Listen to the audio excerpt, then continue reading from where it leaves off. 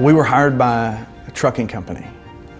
There was a tractor trailer at a T intersection outside of Temple.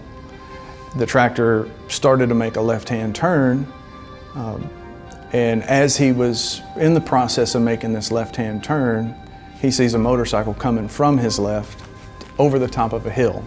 It was a long way away. The motorcyclist kind of ran into our trailer, fell down to the ground, slid across the road. The rider separated from the motorcycle. It was a fatality accident, and the police, local law enforcement, the highway patrol came out and investigated it.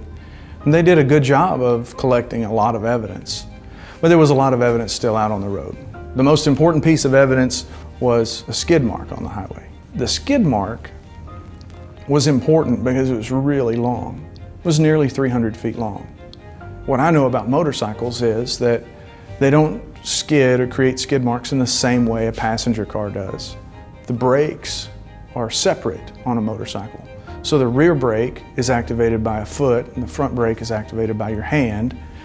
And riders have to be able to use both brakes at the same time in order to achieve like maximum deceleration. In this case, the tire mark was really straight and it went from wide to skinny to wide to skinny. Initially, that suggested to me the rider is modulating the front brake. He's using the front brake and releasing it and using it and releasing it. The most critical part of that was trying to understand how much this motorcycle is actually slowing down over the course of that 300 feet. That length of tire mark and the nature of it, the width of the tire mark, suggested to me this was a high-speed event. What we needed to do was to develop a way to understand or to quantify how much deceleration was actually occurring. And the only way to really do that reliably in this case was to get an exemplar motorcycle and test it. So we went and bought a motorcycle that's exactly the same as the one that the rider was using at the time of the accident. And we shut the road down with the help of the police and law enforcement, kept the road safe. And we recreated that event.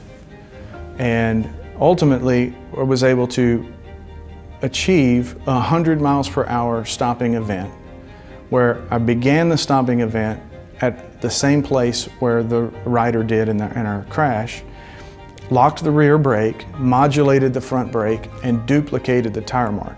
Not exactly, because that's dependent on how you modulate the front brake, but we got characteristics that were similar. And we were able to repeat that and measured the rate of deceleration in those tests.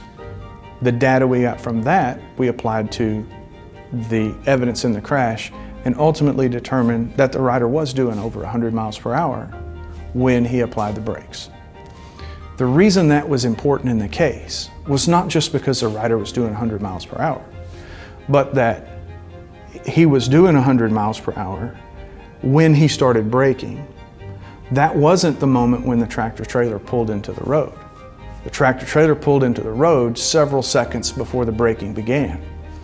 When you backed up the rider at 100 miles per hour further up the road to the point where the tractor trailer driver began moving into the road, the likelihood that the motorcyclist was even visible to that tractor trailer driver was very, very small. So the question was, does the tractor trailer driver simply pull out in front of this motorcycle when the motorcycle was close to him? Did the tractor trailer driver fail to yield right away to the rider? Or was the rider not even visible to the driver when he began to pull out of the road?